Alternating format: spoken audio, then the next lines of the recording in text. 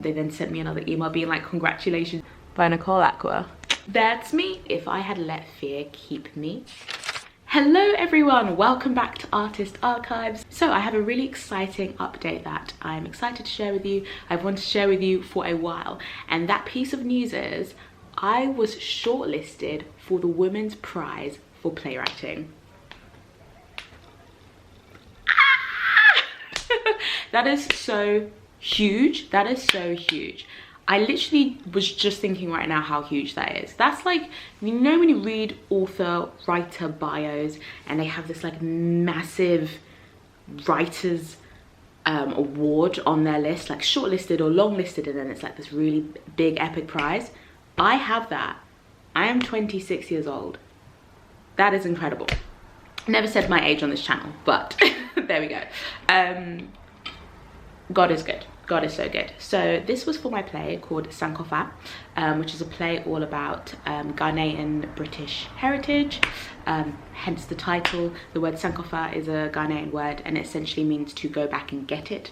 Essentially it's comprised of 3 different words. The San means to return, the Ko means to go, the Fa means to fetch. So go back and get something. So it was all about my heritage, lineage. It's a semi-autobiographical piece, although more autobiographical than it is semi, and it's about reconnecting to my roots and kind of going back, you know. I was born in England, my family are Ghanaian, and it's just about the conflicts. So I was just reflecting upon that, especially as a young Ghanaian woman who feels quite disconnected from her Ghanaian roots. So I wrote a piece all about this, and whilst it does sound hugely personal, it is a big story because I think it touches on themes of belonging, home, culture, identity, second languages, so speaking multiple languages and that kind of thing. And these are themes that very much resonate with multiple people.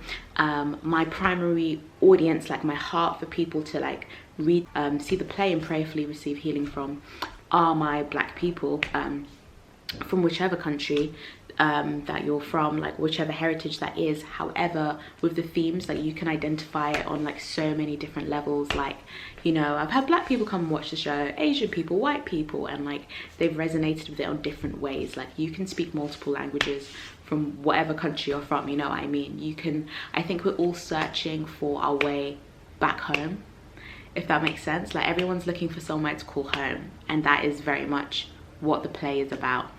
And I'm so grateful to God. I feel like the play really does parallel, like it's so honest. Like I talk about my faith in it, and I think that that search for our home is paralleled so perfectly with a Christian's return to home. You know, when you say we get born again, like it's about being like, it's not even just a Christian search for home. Like all of us, I think we're searching for a home.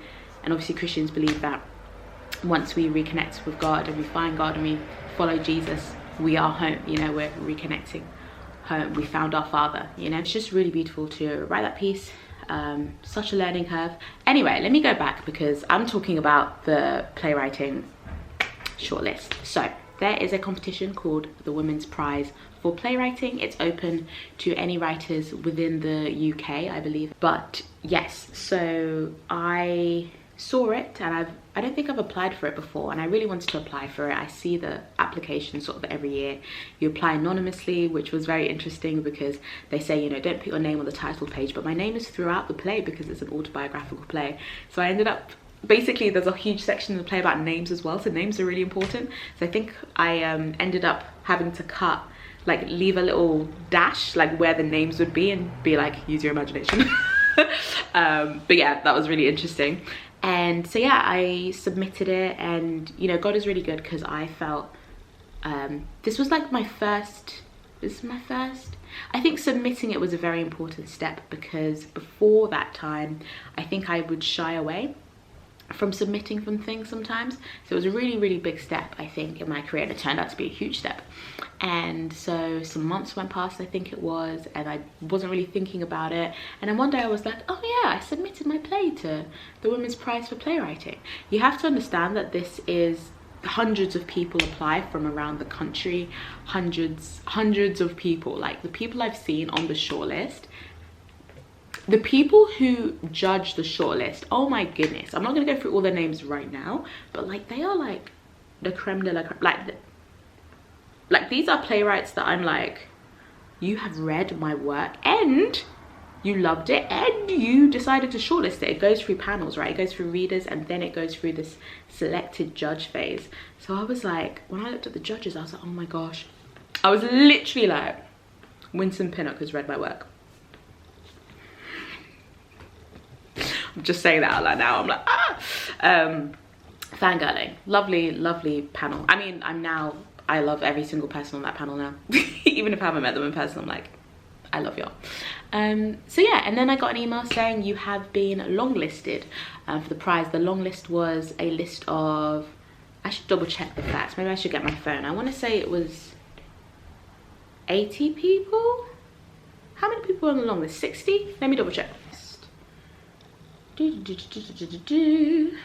Okay, so there were around 850 entries and the long list was announced, and the long list was a list of 62. So that's already like a really huge accomplishment to hit the long list of the Women's Prize for Playwriting. Like, it's not even half of the entries. It's not even like 100 out of 850 or so. It's 62, which is amazing. So I was already screaming. I was so happy. It just felt like I really believe in the play and I adore the play. To see that other people believe in it and of such a prestigious writing award means a lot. It really like affects in a positive way. It really touches your confidence. It really affects your confidence because you're like, wow. The thing that I believe in, other people believe in too. So it was really touching and really amazing to be a part of. So then after the long list, they do the short list. And the short list was a list of, I want to say, maybe like 21 plays. And then so basically, so they go through a few more weeks and then you're waiting for the short list to be announced. You're waiting for an email. They then sent me another email being like, congratulations, you've made the short list. Now the short list is what is read by the judges. These like big name judges that I was talking about, which is incredible. Like all the judges. I'm just thinking like Lucy Kirkwood as well. That's so cool. Like some of these writers, like I've been to see their work. Like it's just so cool that they've read my work. You know, God says like your name will be announced. Well, I don't know if that's biblical, but I've heard this phrase like your name will be announced in rooms that you don't even know of yet, you know. And it was very much that situation. I was like looking at these names like, you know my work. You know my work. God is good. One of my friends was on there as well, which is really cool. And some other playwrights that like I know of, but quite a few that I didn't know. So yeah, so that was really exciting as well. So I made the shortlist, which was a list of 21, again out of 850. Incredible. Oh, huge achievement. Then they do the finalists, and then there's I think 1 or 2 winners. So I didn't make the finalist one, and I didn't win the Women's Prize for Playwriting last year, but that's okay, there's future years. So I just wanted to share that with you because it's amazing news, and obviously on this channel is Artist Archives with documenting work, and I just feel like such a step in the career. The things that it has changed or like helped with, as I said, confidence definitely.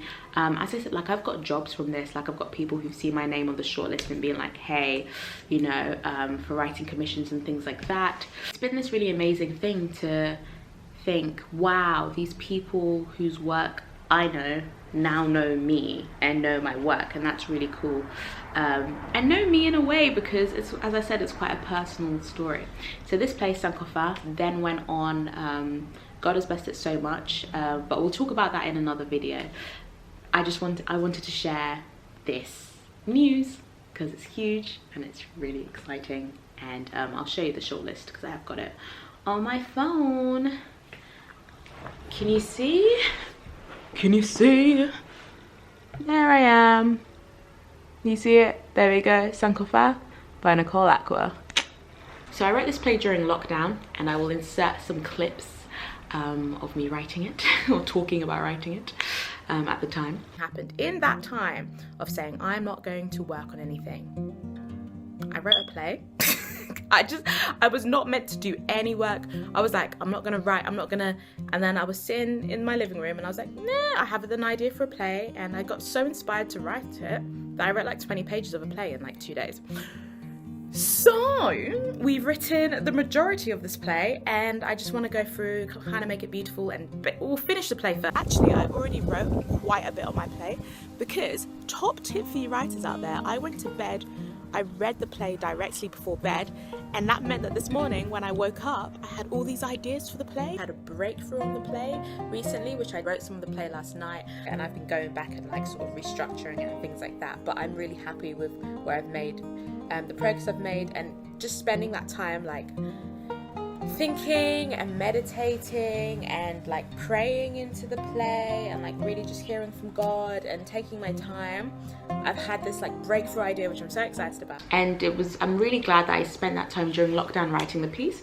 There was a lot of messaging at the time around don't push yourself, don't feel like you need to be creative, don't feel pressured. And whilst I do think that applied to some people, for me, I felt like I really wanted to spend lockdown creatively. And so I really took that time to write that play, and I'm obviously, like, it paid off. Like, it's been amazing that I've written it. And it felt like as I was writing it, I knew this was going to be an important play. I knew this was going to be a life-changing play. I knew it. I had that assurance. I had that deep rooted faith from God that this was going to be a life-changing play. And I'm so glad I wrote it. And what's I gonna say? I faced a lot of internal opposition from that. I felt like a lot of spiritual attack around it. It was like I was scared to send it out. Like I've never felt that with a play before, like to that extent where it was like, don't share it with anyone. It was just so weird. Like I was like, I know, like at the time of writing it, I was like, I feel like this is the best thing I've written. Like I said that to people, and yet the hesitance around sharing that with people, partly because like personally I was like, oh, I just love it so much that like if people are like, we don't like it, that's gonna hurt, you know, that's gonna be so difficult. A huge part of it was definitely spiritual opposition. Like, this might sound dramatic, but as Christians, you know, when you know, sometimes when you're feeling such opposition, that's even more reason for you to push past that fear, because you're like, where is this fear coming from? Like, it was so intense, like I'd never felt before. That really helped me know. Like, I was like, nah, this play is gonna be big. You need to push past this play is gonna be big, because you've never felt such a huge pushback before. Submit it, work on it, like do it. And this play, which I'm saying I felt so much internal opposition for, has become, like I said, like with the Women's Prize for Playwriting, like it's just become the play that has gone so, like one of the plays that I've written for me, semi-autobiographical play, like it has gone so far. And it's like, of course that's why I was receiving so much pushback. Like if I had let fear keep me, if I had let do you know what I mean, and doubt like keep me, like, oh my goodness. So like I really noticed that, like I really know that from young. Like I grew up in a very faith-filled home, so when you feel that pushback a lot of the time, I've noticed there's a certain type of pushback where I'm like, nah, this is just an attack, move forward, because there's a reason the enemy does not want you to push through with something, because it's, you know, it's been really successful. So yeah, so I thought I would share that with you. Women's Prize for Playwriting shortlist, baby. You know that's in my bio everywhere. Thank you so much for listening to this video. If you've enjoyed it, please do leave me a like, and do subscribe to the channel, because I make lots of videos documenting artistic careers, faith. My brain was like, what else do I talk about on this channel? And life. So please do join. And yeah, leave me a comment below. I'm really excited to share this with you. It has been amazing and pivotal, and just now talking about it, I'm reminded of how God really blesses us. God really blesses me, and I'm very grateful. I'm very, very thankful. So thank you so much for watching, and I will see you in the next video. Bye.